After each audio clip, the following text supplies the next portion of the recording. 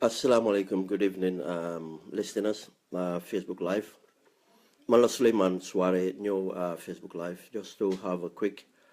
update on addressing the national security concerns. You have more just not to alert worry can. It's matter of alert, like, but it's something I believe it's going to be handled. But we need to speak about it to point out and everything. But we need to speak about these things. Already, I would not have spoke about it, but because of new social media, and it's already out there, and new reassuring about the happenings. We would not have speak about it because it's a concern, it's a law and we have confidence in the leadership.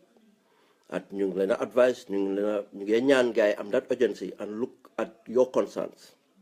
because of the public ñoo am concerns about these things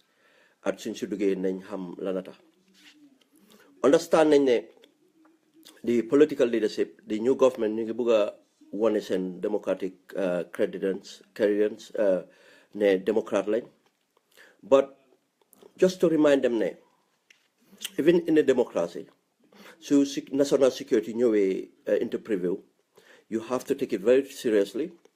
ba tey di nga am pour deal with it in a way boo xam ne xëj na dina look concern into certain citizens but yow as the executive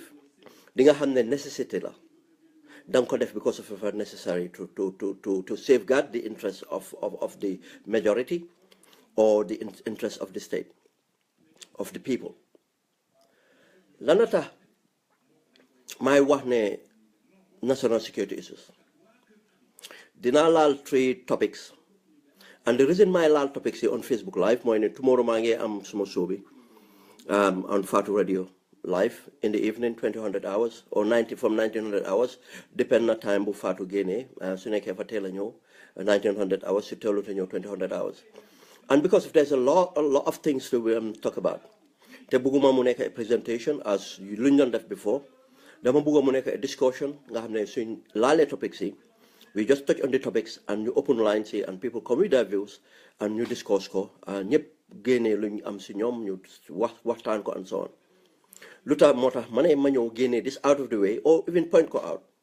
and who feel ne there's something to be talk about these issues.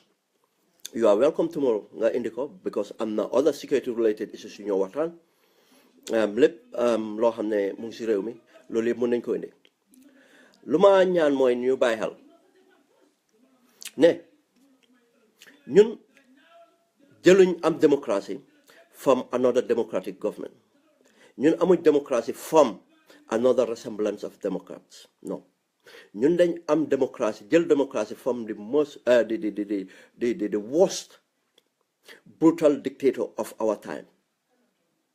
dictator bu gën a bon in our time koo xam ne soo ko toolaale yaa ngi ko toolaale Idi Amin waaye Idi Amin sax moo ko tane Idi Amin time am la time bi amul benn dictator bu mel ni Yaya Jammeh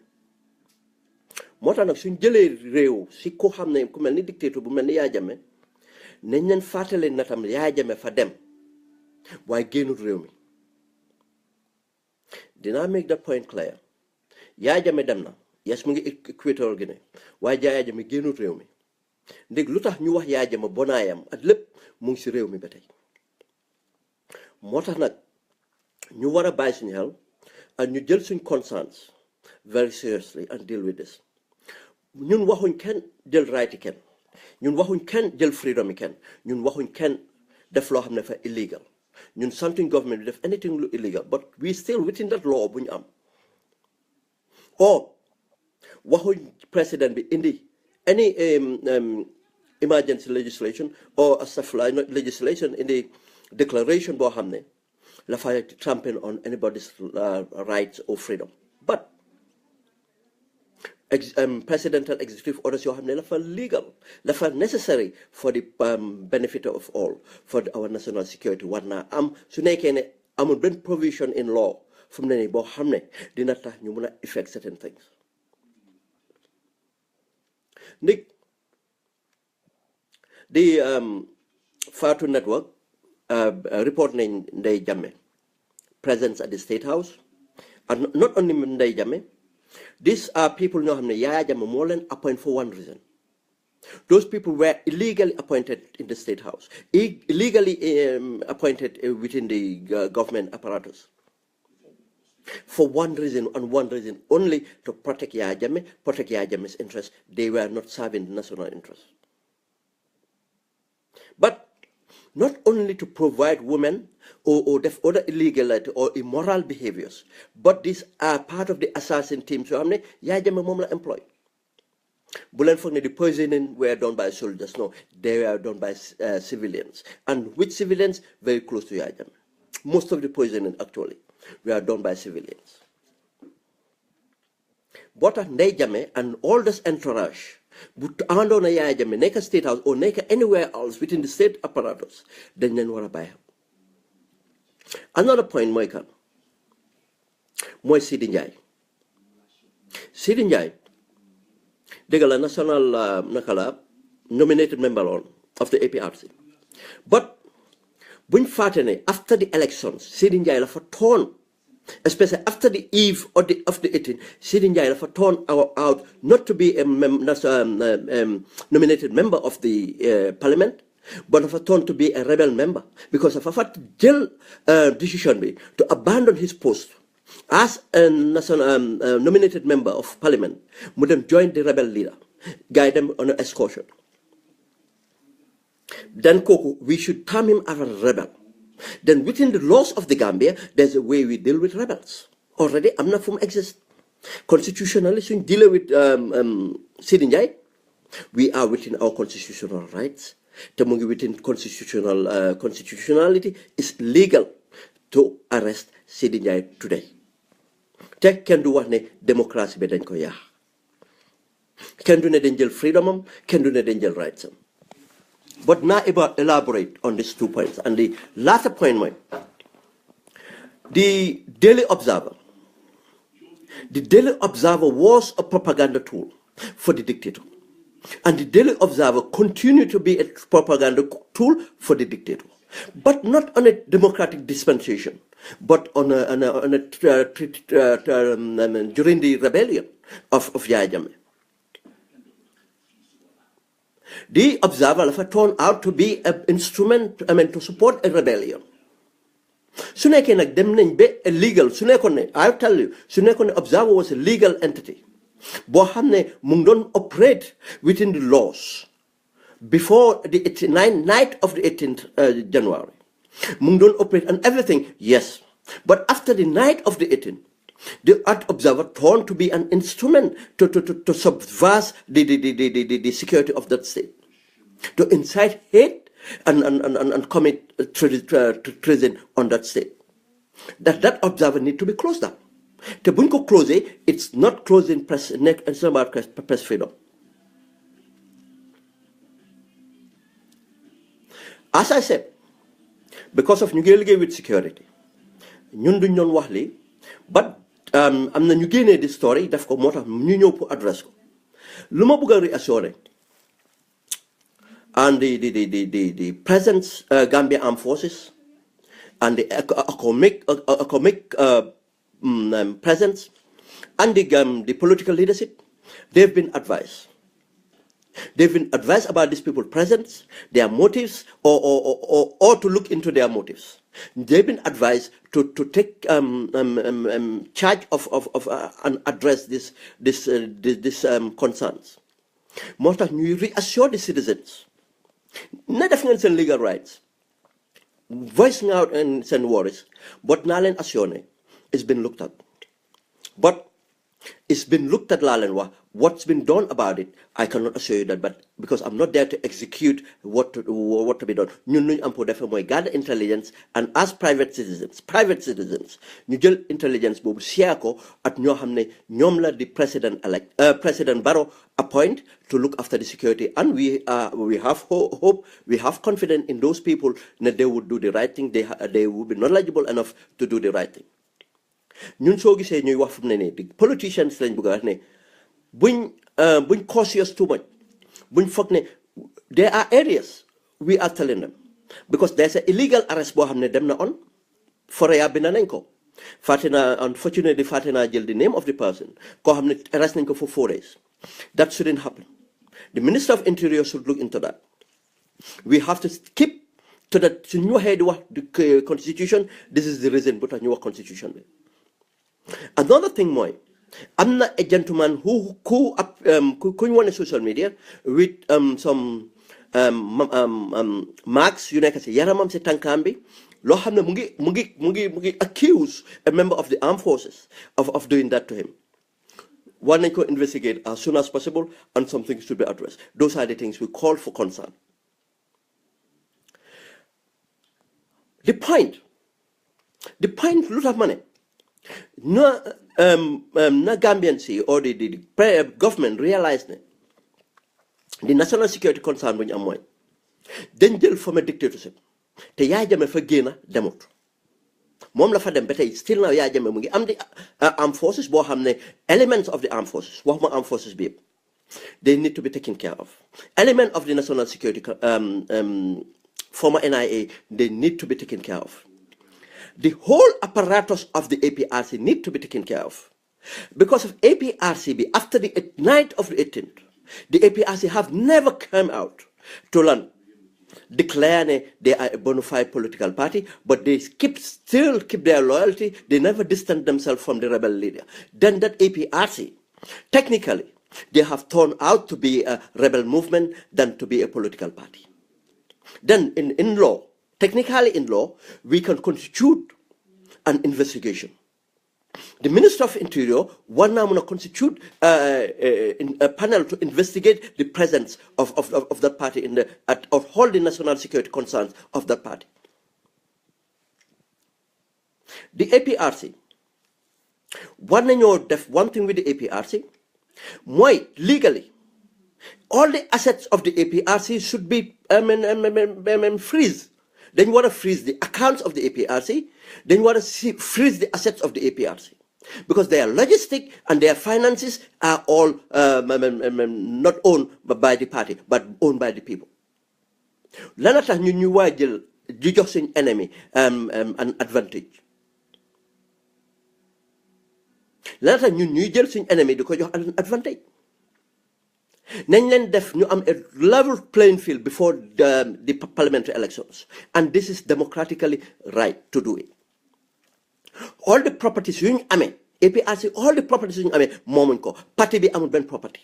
Let them come suñ freeze seen assets. It is up to the APRC to go to the courts to prove or ne ñoom they have legitimate property claims to those assets or to the finances. Suñ ko mënut a prove, it's to the court to confiscate those things and put it back to the public treasury. All the vehicles, all the properties, every other thing lu APRC bi am nekk na a legitimate target to ñu freeze ko. Te waxuma only anybody could travel on out of the jurisdiction of the Gambia mu ànda the rebel leader Yaya Jammeh kooku su delsee si dëkk bi the national security services war nañoo téye kooku war nañ ko interview ñu check into all the claims and they need to put tabs on all these people because of they are rebels. Te war nañoo seet su nekkee ne get the government bi dañ need an emergency the president come with emergency what you call it again to put you hold these people longer than it required. Ñu def ko. In the United Kingdom, bu the 7/7 attacks amee dañ am pour redraw the laws. Then them through parliament to withdraw the laws for certain people. ñoo xam ne dañ leen arrest on suspicion of involving in a terrorist or likely to be part of a terrorist organization. Put you hold leen longer than necessary, but longer than the 72 hours. But there are other safeguards in FADEF to make sure the government be demoing out of mark.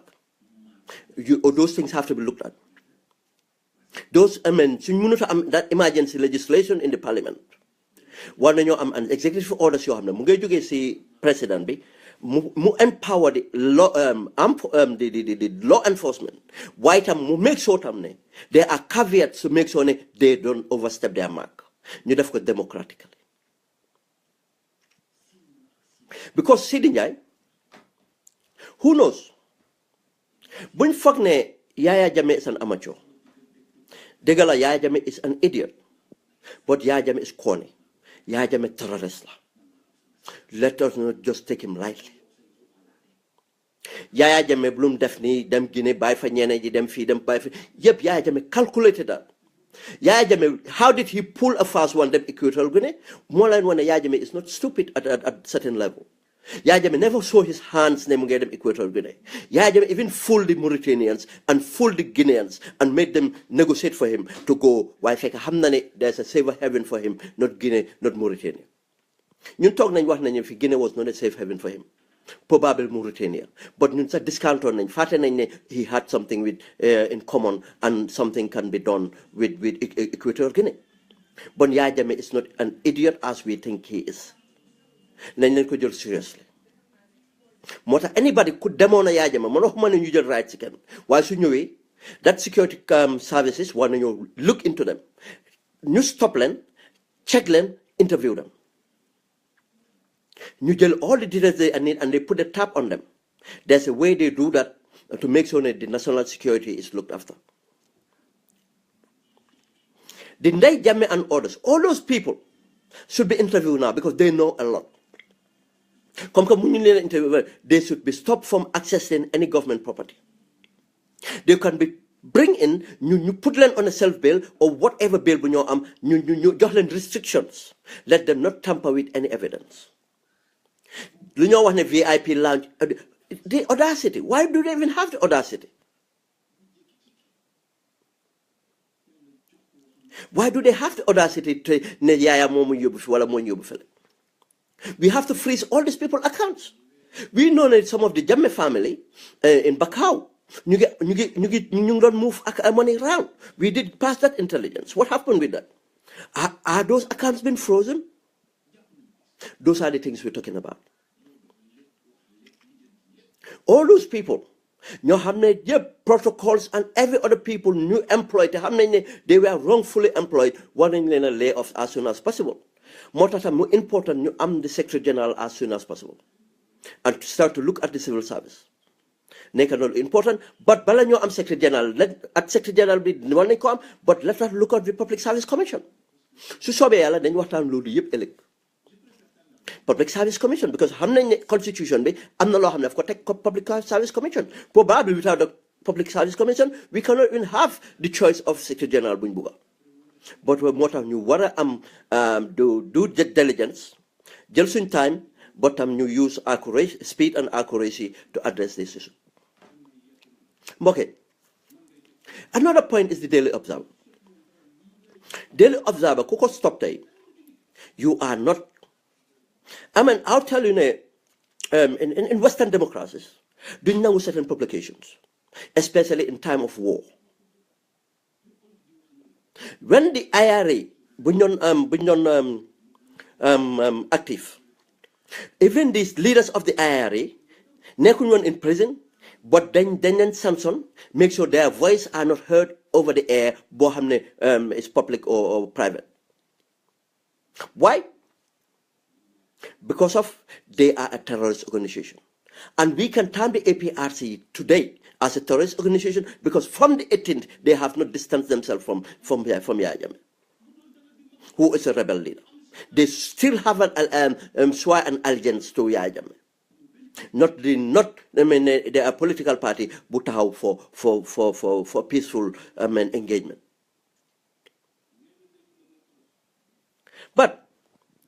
observer, just imagine the observer. Imagine the trauma. Observer, I'm the audacity to put a front page of Yaya Jammeh's picture. My wife new pronouns. The publish what new committees in your setup and everything. Are we sleeping? You get set an APRCB and parliamentary elections is just around the corner.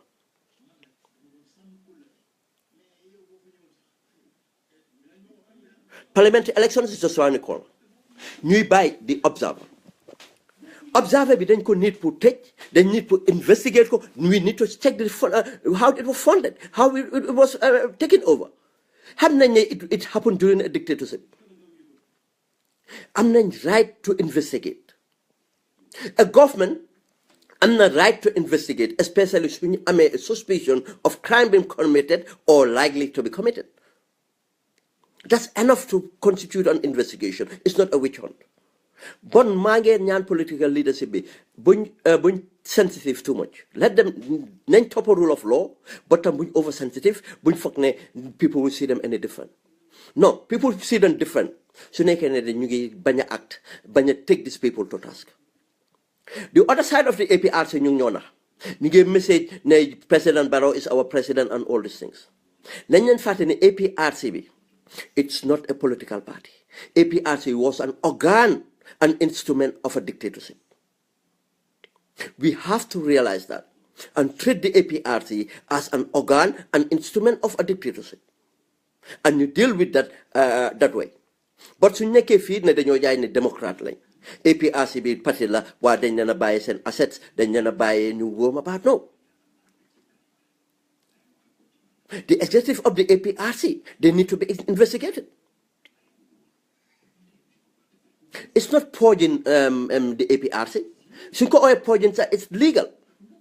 It's within the democracy. You don't have a terrorist organization within your midst.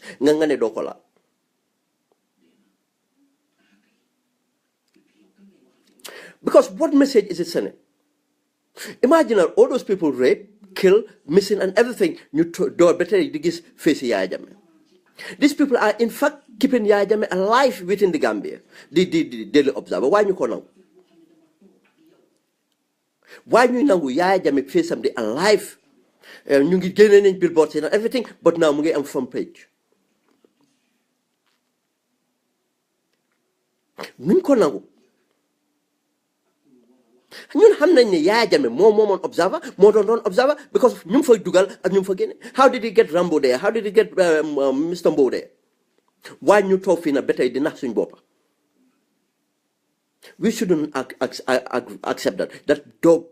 dañ ko war close ñu dem keep all the evidence.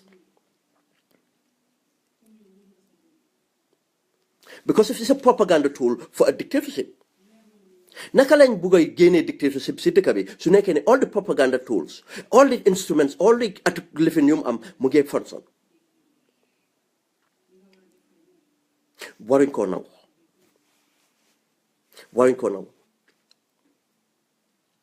all these three elements waruñ ñoo nangu ñu all the people ñoo xam ne àndoon nañoo Yaya Jammeh ku ñëw war nañoo dem through due process boo xam ne nañ check seen background and check what they doing. Why don't you make sure anybody ko xamne Yaya Jammeh moo la handpick and nga nekk foo xam ne fa sensitive waruñ la fa allow the state house, the airports, and if those are the areas that people need to control. Suñ bàyyi dictatorship bi control all those areas ndax laaj nañ suñ boppa because we have feedbacks. Because they are loyal soldiers, they are loyal operatives in the NIA, they are loyal Gambian citizens, private citizens ñoo xam ne taxaw nañ xeex dictatorship bi within the grounds of the Gambia bu nekk si ground bi léegi ñooñu suñ toogee ba tey di gis ñoom ñu doon xeexal they are still occupying positions, they are still instrumental ñu ngee dox ñu ngee flex and muscle. You don't think that those people start buckling up? Don't find those operatives ñoo xam ne ñu don't support ñu ngi support government bi ndax duñ ragal ne Yaya Jammeh is still present because technically Yaya Jammeh would still be present su nekkee ñoom ñu ngi gis Daily Observer mu ngi print all the messages out front page of Yaya Jammeh mu ngi téye bantam bi in a nice way. any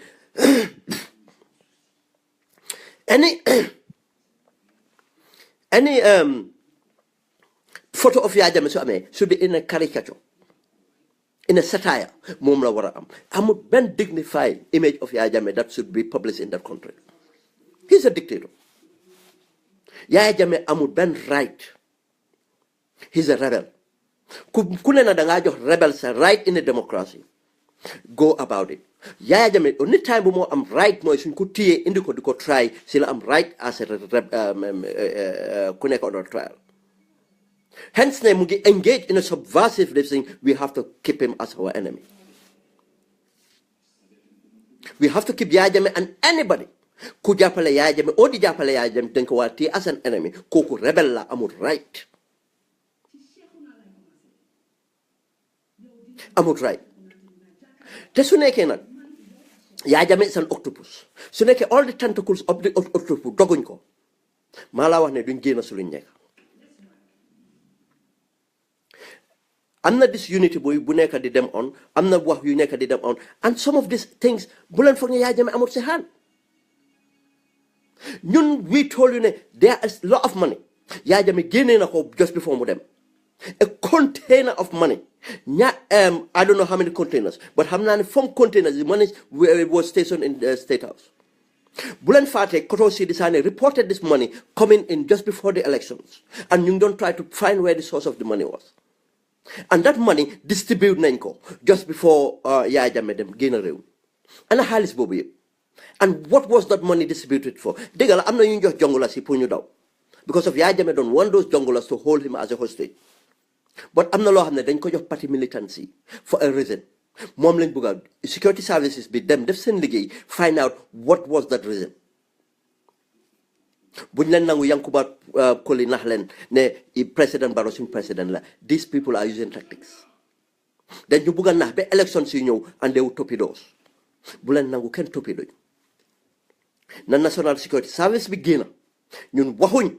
ñu dem arrest kenn let them investigate. Def lu national security service war a def serve the nation and advise Adama Barrow na ko lii lañ find out, advise the other sister services ne leen lii lañ find out. If the police have to go and effect arrest, let the police go and effect arrest. loolu lañ laajte and effective services lañ laajte wala ci waxuñ kenn dem jël right si kenn waxuñ kenn dem jël right si kenn waxuñ ñu ñàkk a toppal loi dañuy toppal loi waaye dañ ne su nekkee ne loi bu ñu am doyut because of léegi ñu ngi si démocratie te dictatorship bi mu ngi fa rebel leader dañ am rebel leader at ñu ko àndal bon nañ use an emergency legislation comme mënuñ koo am ñun dominatuñ parlement na président bi génne an executive order boo xam ne dina address the situation waaye ba pare na am a safeguard nga xam ne kenn benn law enforcement officer or benn institution do them out of the mark pour lan jël the rights and freedom of the people ñun loolu lañ laaj. mbokk yi dinaa reference again ne waxoon naa ko about Egypt. bu leen fàtte Egypt bu Hosni Mubarak demee lan lañ def the secular state at the armed forces moo xam ne moo guarantee of that secular state lan lañ def dañ bàyyi the will of the people run and the brotherhood bu ñëwee di am misrule lan la xew the secular state came back through the armed forces after 1 year moo tax ñun tam ñu war a bàyyi xel su nekkee dealing with all the threats or yu nekk si dëkk boobu mooy di Daily Observer di APRC di certain members maa ko waxati waxuma ne certain members dama ne ñu del jël a responsible approach to the armed forces, responsible approach to the security services. su nekkee certain members of those security living take care of those people, we are sleepwalking. With the APRC, we have to do it as soon as possible by parliamentary elections. If not, we need to bog down. You have democracy, you understand parliamentary system, how many what a filibuster mean. They can filibuster us to the next 3 years to the to change that because there are entrenched laws in that constitution. Articles under constitution you have to gain it. Just go gain it, do you them ahead, do you move ahead. More than you want to buy some help. You concentrate, you moitu, then buy this unity way. Then buy Pugisuin Bopa as party, then make in a coalition for a reason. So be a lulib Ninko Watan. Then make in a coalition for a reason. ñu ngee ñaan AP ñu ngee ñaan UDP ñu ngee ñaan PDOIS ñu ngee ñaan team Amadou Adama team Aissatou ñu ngee ñaan the supporters of Anti-Fatmata ñu ngee ñaan the PPP ñu ngee ñaan every GDC ñu ngee ñaan NRP ñu ngee ñaan all these things lu taxoon ngeen ñëw together jeexagut eggaanguñ fu ñoo dem party politics dañ laajte that unity among us pour ñu taxaw génne fa APRC ba mu jeex tak pour ñu génne fa APRC ba mu set ba pare ñu support the government ak ñu support Adama Barrow dëgg la we have right to criticize any appointment bu mu def but su demee nag ba appointment bi taxaw amuñ choice gannaaw support ko waaye tam ñu criticize su nekkee ne appointment boobu borom def na wrong su nekkee ne fa illegal su nekkee ne that appointment is illegal nañ leen criticize the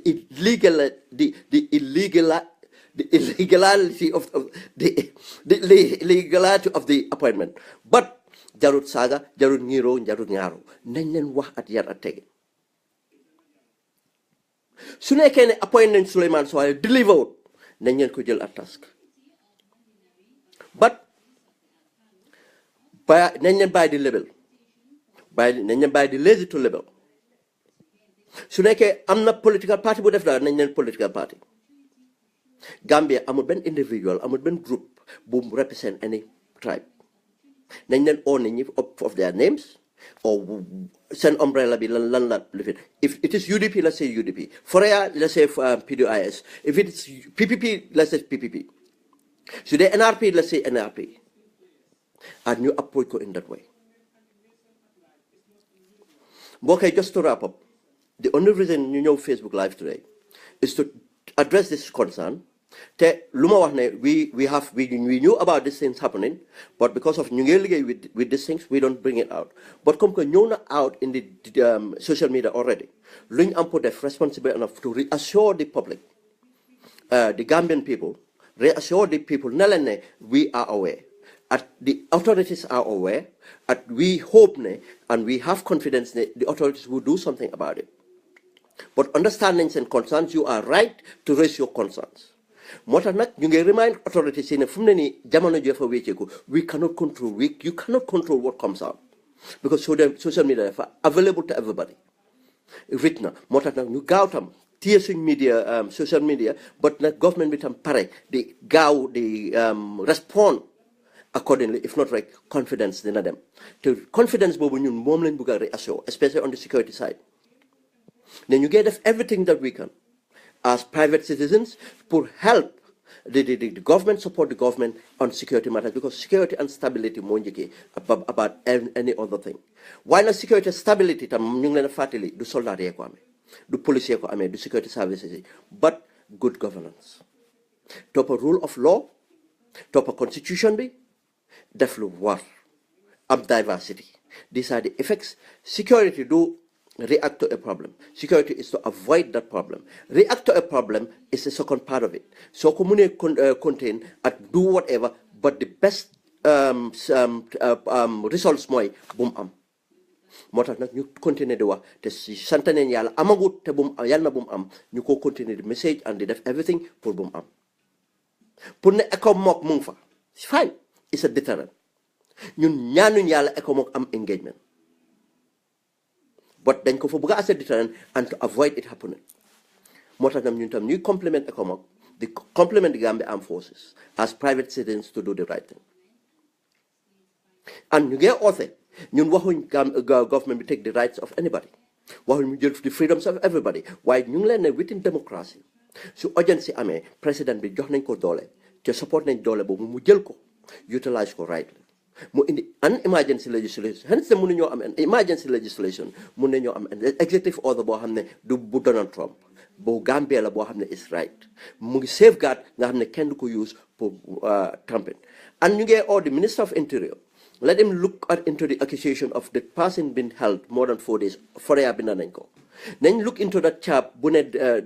he's been assaulted by the Gambia Armed Forces or member of the Gambia Armed Forces fàtte naa kan lañ wax let him look into that waruta am loolu lañ promise nit ñi and that's what should be delivered task bi mu ngi suñ kanam tey And mbokk yi su soobee yàlla ëllëg nañ ñëw we have a lot of things to talk about. As I said, it's not going to be a presentation. It's not about lu ma foog. Yes, part of it is, but lool and foog. It's not about ne dañoo agree on points all the time. No, I'm happy ñun ñëpp ñu disagree, but ñu dem wax ko si xel at xalaat ñu ñëw come around and find solutions. It's not about ŋaañante. It's about looking for solutions. Gambia moo tax ñu ko def démocratie loolu la laajte. buñ leen rus o foog ne nit ki na ma mere buñ bañ ko ñu mere ndig dañ am opinion but nañ wax opinion responsible ñu approach ko responsible we ñun ñëpp mënu ñoo agree at the same time foog ñu am ñu disagree su soobee yàlla the lines will be open very early, points would be raised at ñu dugal si waxtaan bi at ñu waxtaan ko bari na lu bari. And before ma dem I probably na check video bi Alaji Sow mu ngi def a very brilliant job mu ngi génne loo xam ne investigative journalism la mu ngi génne and we have am na points yu mu génne we're going to talk about them mu ngi point out important on that ground and loolu lañ doon expect from the Gambian press fu mu ne nii ñu ngi doon ne amuñu woon press freedom but ñu ngi ñaan Gambian press bi let them stop the normal press reporting of the reporting what lu ñun xam ba pare wax la ñu luñ xamut Gambian press bi dugal leen si réew mi génnee leen luñ xamut ngeen wax ñu ko bàyyi leen di toppa luñ ñu ñëpp xam ngeen ne ko di ko report. Just look at the articles you it's not even article but just the points you Alaji Saudi bring out in the media. Those are the things you expect. Nañ leen seet these are the capacity because moo tax ñu dañ am liggéey bu bari we have to build capacity we suñ press bi dañ am pour build capacity on the press every aspect of that government of that society nation dañ ko am pour build but boo kay lañ leen delluwaat as I said let me just take the opportunity and address this thing here before madam and elect I don't want to touch it I spoke about the disrespect, the dishonesty, the hypocrisy, and the masla, the laziness, the masla, and everything loo xam ne mu ngi suñ society lu ñu indiloon Yaya Jammeh lu tax Yaya Jammeh yàgga fa at buñ ñëwee together at lu taxoon mu ne wax nañ yëpp and I'm very happy as I said wax neexul léegi-léegi ñun ñu wax ba pare dem dégluwaat suñu wax and ñu réalise foo xam ne am na foo xam ne xëy na élaborate uñ moo o wax nañ ko te clair and bu mu amee gentleman koo xam ne respect naa ko trop dañ respectante because mu ngi ma doon follow from the beginning and always suñ agréé or su feeling agree he do point it out and most of the time he have a point and bu point bu mu indi dafa layal certain points and I just want to touch it duma waxaat bi saaga bi because of foog naa ne address nañ ko I don't want that thing to go address nañ ko in many ways address nañ ko out of offline and loolu lañ doon ut soo gisee ñu agitate ko it was so nasty we had to dañ am a reaction te naa leen ne su nekkutoon saaga yi I would not have come on Facebook live to address that ñu ngi doon address some of these symptoms of it but bu mu eggee foofu ñu xam ne desperation mu ngi am and it's going out of hand moo tax ñu react that way. But what the gentleman or this person point out money on behalf of Buma Oye Buma Oye the UDP waxuma ne UDP ñu ngi saaga I didn't make that clear because dama joxe certain points waxuma ne UDP ñu ngi saaga waxuma woon loolu clearly let me say clearly te bu ma ne UDP tam waxuma di UDP dama ne elements bu baax ma ko clair lu tax duma dem di autour bugguma mu nekk about those people dama bugga mu ñu jël responsibility of it ma ne UDP bi because of ñooñu di wax ñu ngi come across as ñu nekk UDP ñu ngi wax ñu ngi agitate lan there's a difference you know agitate towards Halifa or the PD or IS ma ne leen nañ ko avoid nañ respect suñu leadership bi yëpp ñu bàyyi suñu leadership bi or ñu wax a ñoom seet let them resolve these issues there's a concern suñu war a resolve loolu laa doon jéem a point out about the UDP waxuma ne dañ saaga kenn anam bu ma waxee di Dr. Aïssatou Touré team I want to make that term categorically clear not ne amuñ name. Why lu tax mënuñoo come with the name?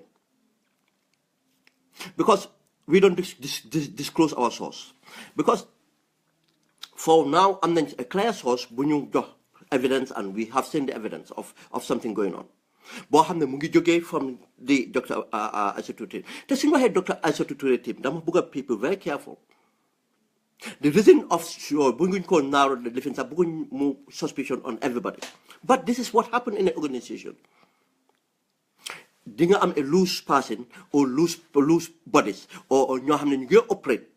just as some people in the UDP, they are not doing it on the name of you, but they are recognized as UDP members, as PPP members or NRP or any other party. Boom, amen. We have a source we don't know. And not about the insult, let me put it too, about the infighting. Boo xam ne mu ngi génn from the between them and Madam Tambajang. And sumane Madam Tambajang, I cannot call a party or a team. Or Madam Tambajang, I'm not supporters. Madam Tambajang. And when we had that, we were trying to work on the need to stop this because we're in disunity. And Busaga again, and again, what am I use the word hypocrisy? Because somebody within the Aissatou team, duma wax fan la duma wax ci diaspora bi duma wax on the ground mu génn si mu wax ñun mu wax ñu ne lii waaye bu ma kóot bu ma lifin ma ne ko su ma xamoon ne danga maa ne bu ma kóot naa la ne woon bu ma ko wax te bu mu amaat hence ne doo suma soos danga ñëw pour wax ma su nekkee ne yow danga bañ ma wax sa tur bon buñ ko waxee defuloo the right thing danga masla o danga nekk hypocrite ma ne ko su nekk hypocrite ma ne ko di hypocrite ñun masla lañ ko lay ooyee ma ne ko yow fuñ ko waxee yow danga war a wax ne stop leen ko du right wala fuñ ko bëggee defi nga ne right stop leen ko ma ne ko soo ko defoon doo doon ragal ñëw man ma kóor sa name because bu boobaa defoon nga loo war a def waaye ma ne ko tam soo gisee nga ragal ma name sa name probably boo ko buñ ko leen def wala yow sa boppa yaa ko def o def nga fi loo xam ne rus nga ne su wax bi jógee nañ la accuse leneen moo tax ma ne ko layguma that hypocrisy ma ne ko suñ sources yi su ñoo liggéey ñoom dañoo liggéey ñoom as sources we garanti ne amul dara luy xew tax ñu expose leen bot su nekkee ne da nga volontaire ne da ngaa def lu baax good citizen ma ne ko ñemel pour ñu kóot la su ñu kóotu rek bon yëfi naa fi xala bon what's the point bon yow da ngaa nekk si groupe di génn an bari na si ñun moom laa wax di hypocrisy su ma waxee hypocrisy loolu laa nekkut ne ñun waxuñ ne this is how we got it léegi ku nekk nga mutali sa boppa this is what is happening at Ken bañ and the other thing we pointed out mooy there's a leak bu nekk di génn it's not right suñ amee an executive like a cabinet dañ expect ne suñ waxee yéena yi la fa war a am but because of am na su gisee naka how comes because leak bi la fa nekk fact because all the names suñ list at minister positions suñ leen listal yëpp that it came out and some of us heard about this almost 2 weeks and not directly we had it indirectly from different teams not directly man waxuma benn politician mu wax ma ko but I heard it from surrogates muy dem round ñu laa send vibe messages muy dem round this is wrong mu ngi indi disunity moom ñun loolu lañ wax am nañ suñ concerns about our leadership te loolu lañ ñaan suñ leadership ñu ne leen ne amul benn leadership buy dem amul benn coalition buy dem amul benn lifin buy dem without lifin but génnee leen si seen militancy keep things within yourself and try to solve it try leen ngeen resolve seen difference nit ñi dofuñ we know that there's something going on between Halifa, the PDOIS and the rest of the coalition we know that léegi yéen mënu lañ ñëw ne lëndama message lañ ko clearly ñun loolu lañ wax message lañ ko very clearly ne am na lu xew ida Halifa ñëw wax ñu lu xew o yéen ngeen taxaw ngeen ñëw as a group ne look dara xewut li ma xew lu responsible leadership lañ laajte moo tax nag suñ ko defee this way dafaa indi division lu fi nekkoon jaama ju ñu amoon bi am victory jaama jooju wala ñu ñëw a maintain gis ne lu taxoon amuñ woon unity ba am coalition bi in time because of lan partisanship waaye gis nañ buñ ñëwee nekk together kenn déggaatul benn coow within the diaspora bi yëpp ñëw nekk benn against the GDC and against Yaya Jammeh léegi tey bon lana tax tey ñuy dégga ñuy dégga UDP ñuy dégga PDOIS ñuy dégga Team Aïssatou ñuy dégga some supporters of Anti-Fatoumata. It's not right. There's something wrong somewhere. ñun loolu lañ wax waaye lu si gën a wrong mooy di disrespect of insults waxuma kenn saaga moo warul suñ diggante time bu ñoo saaga Yaya Jammeh fu ñu saaga te Yaya Jammeh dafa nekkoon koo xam ne dafa jaroon na saaga but loolu sax nekkoon na loo xam ne suñ ko defee léegi-leef lay nekk ne teyuñ ko sax dafaa nekk ne suñ xol la génnee mënuñ koo contrôle because emotion ak lum ñu def ñu génnee ko ba jaraluñ. I'll give you a typical example. A very senior member of the Yaya Jammeh government dafa involve kilifa la involve jigéen la involve si lu immoral living am ku ma xool wax ma ko kooku because of xam na ko am na kum ko waxoon kooku ne ko ñaan naa la bul musa wax li nit because of lu involve a very senior Islamic scholar was involved in it mu ne ko soo tuddee turi kii lii su génnee su turi kii génnee ne ko du politician bi nga expose but di nga expose diina bi di nga expose kilifa diina yi loolu la ko wax waaye kooku bu mu ñëwee wax koo man la fa dellu si kilifa bu mu waxaloon ku ko ne ko bu ko wax mu ne ko man di nga baalal ma def naa mistake mu ne ko maa ngi doon waxa ku ñoo ooyee benn soirée kooku xamoo ma woon bu baax daf ma dégg rek mu call ma to reach out to me from Gambia mu ne ma maa ngi doon waxa benn soirée waaye xaw ma lu tax lu ma ko wax loo waaye wax naa ko lu ma waxoon ne du ma ko wax kooku ne ko jox ma number benn soirée kooku call ma kilifa boobu call ma Banjul mu ne ma dama la ñaan gi yàlla ne bul wax le si rajo yi ma ne ko nu ma ko doon def sax ma ne ko jarul nga ñaan ma ko lu ma ko doon def te du ma ko mus a def du ma ko mus a génne because of kilifa jàmbur la ñoom ñaar yëpp kilifa jàmbur lañ kër bi ay kiraay tas ma ne ko du ma bugg a tas kër ndig Yaya Jammeh ma ne ko that's another way of get Yaya Jammeh ga anaaw loolu moo tax ñun suñ demee ba saaga jamono Yaya Jammeh sax neexuñu moo tax saaga yooyu dañ fa war a génne jikko Yaya Jammeh yooyu dañ fa war a génne private life in it te necessary wut private life in it fu mu necessary mooy su nekkee ne mu ngi koo def loo xam ne dafa yaaxa réew mi ñu def ko su nekkee ne borom dafa nekk office am di jéem a indi school girls di foya ñoom office am wala di topp school girls moom mu nekk kilifa réew nañ ko génne loolu du private life loolu la ñoo wax waaye nag di tuumal nit di saaga nit ak yooyu nañ leen génne loolu suñ politique rawatina fu mu ne nii ñun ñëpp a nekk benn saay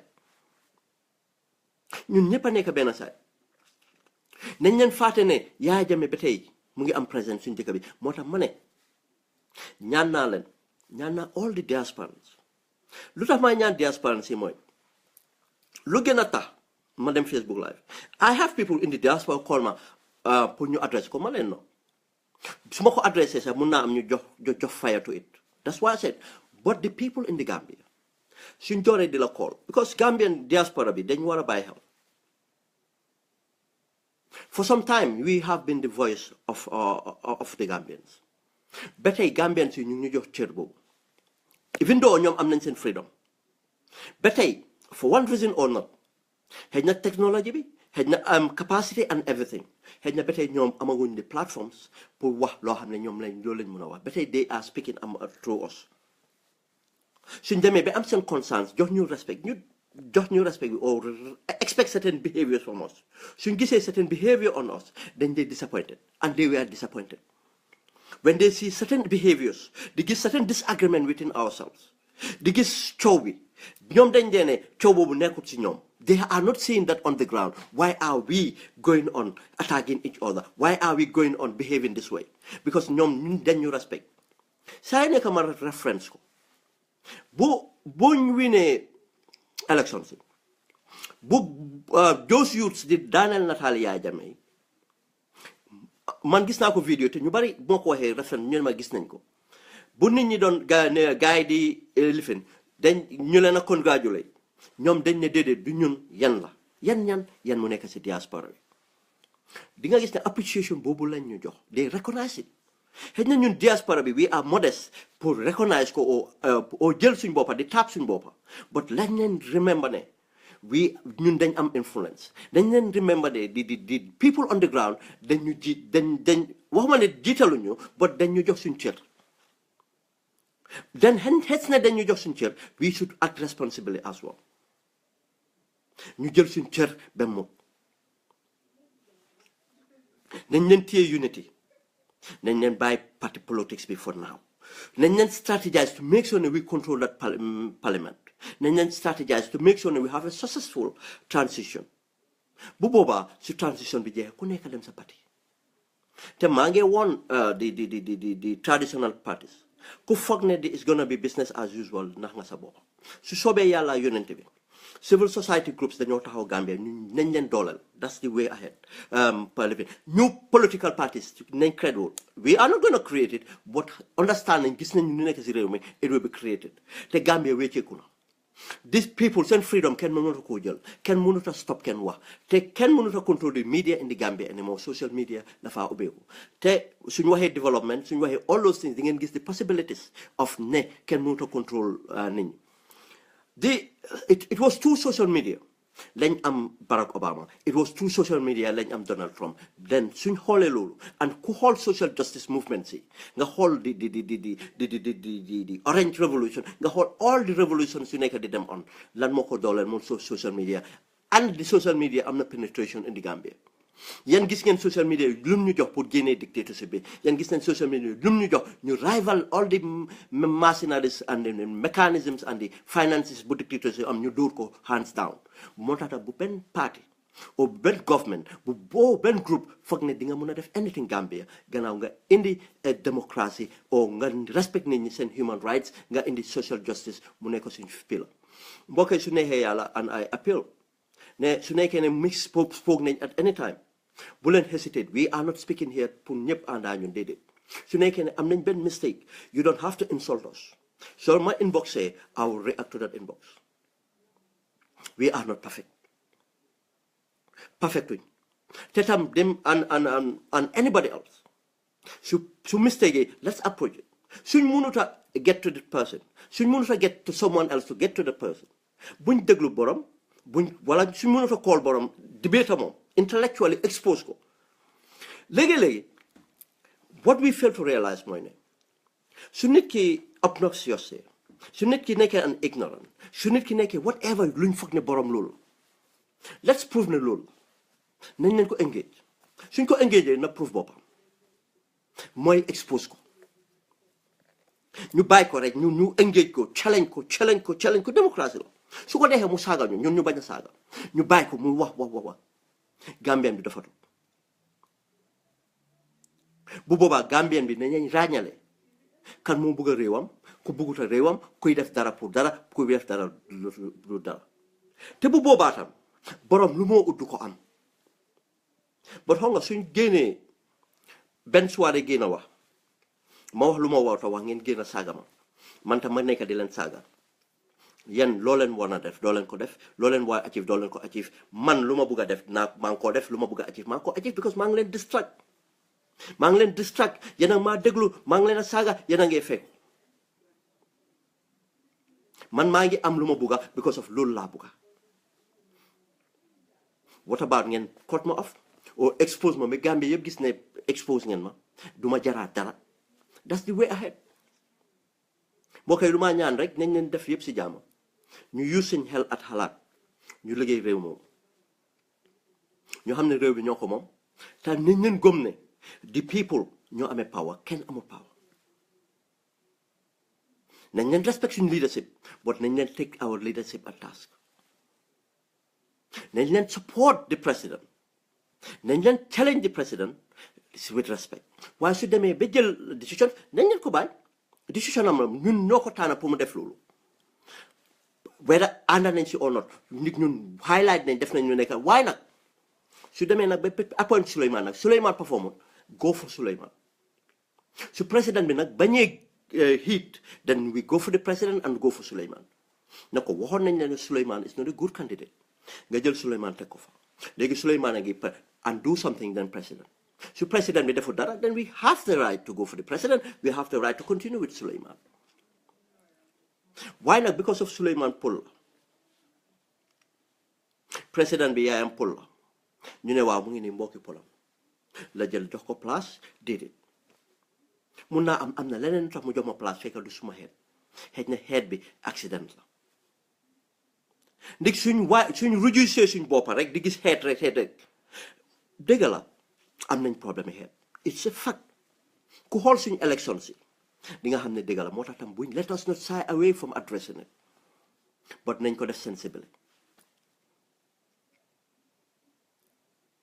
nañ leen def sensible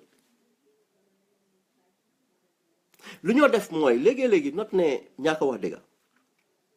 non léegi-léegi dañoo wax bi in a way pour ñu achieve something ñu am a solution to it léegi-léegi nga wax dëgg bi am na noo ko waxee du njëriñ nen di nga wax dëgg de waaye du njëriñ lu la njëriñut lafa indi tension rek mu nekk controversial rek but solve ko bala ngaa wax seetal nooy def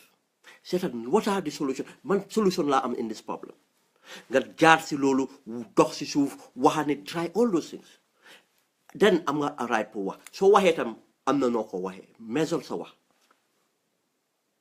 for many reasons measure sa wax njëkka waxal caution leen for history ëllëga si biir àddina seedal waaye another thing du tax ngay caution sa wax tam pour nga alert the executive wane leen ne wax naa leen si suuf wala di wax naa yéen déggu leen ko maa ngi leen a caution na léegi-léegi it would make them to react na leen make sure ñu ubbi seen bët ne man de luñ ma advice nii am na something because of what soo waxee caution boobu di nga am support boobu dina am lu moo def si ñoom moo tax social media moo tax mu am njëriñ de bu boobaa tam di nga door di solve problems waaye soo jógee di wax yéenay du def dara gannaaw create moo wax di create moo wax not ne te su ñoo wax mbiri tribe ak loolu buñ faat foog ne mën nañ koo génnee si nit ñi just like that dafa nekk liggéey bu bari la moo tax suñ ko wax on social media ou suñ ko wax on the media dañ leen xam ne 3 hours bu ñu am mënuñ see wax dara solve ko moo tax nañ leen seet nuñ koo waxee nga xam ne dinañ door di look into ways door di strategize door di xalaat door di critically think of def ko moo tax nag ñu need civil society groups ñu need institutions pour toog now di am forums di discourse di set policies all the things luñ mën a change so all the things yuñ mën a introduce within us luñ mën a change suñ thinking léegi-léegi is just a pride of tribe ñu mën a xam the thin line between pride and hate ñu mën a distinct because of dañ need pour jàngalu bari and we have to move away from lazy thinking dañ am pour start the critical think and pour accept criticism dañ ko am pour accept nit ñi criticize dañ mën to accept other people am views dañ am pour accept ñeneen am opinion so opinion bi suñ ko putee wrongly ñu try to address ko right but doesn't mean that we have to shut people down we fought for this freedom the achievement buñ gën a am mooy that freedom and based on this freedom Gambia si moom la mën na dem si kanam I think nañ bàyyi lu si des ba élection soobee yàlla and after the faatu today's show probably 1900 or 2000 hours GMT dina ñëw waxtaan not only this but waxtaan lot other things and I said as my brother Alaji Sow, these are the things you more exposed, the hospitals and every other thing. I'm not nobody more exposed. I mean, we have to talk about all these things. And the other issues you faneka, we have to. We will. Nañ ko waxtaan bot si yar ak teggin jërëjëf seen seetaan ak seen déglu I hope ne nañ dégg wax bi nuñ ko war a déggee and as I said let's keep anybody ku munti nekk rek nañ leen keep people account and thank you very much to that brother for point out those things and I think it's been addressed now and foog naa ne we can draw a line ñu start to move forward ñu seet ñun ñëpp nga xam ne ñoo nekk benn side ñoo nekk benn jëmin ñu address suñ problème am a peace and stable government. Thank you very much. Thank you to all.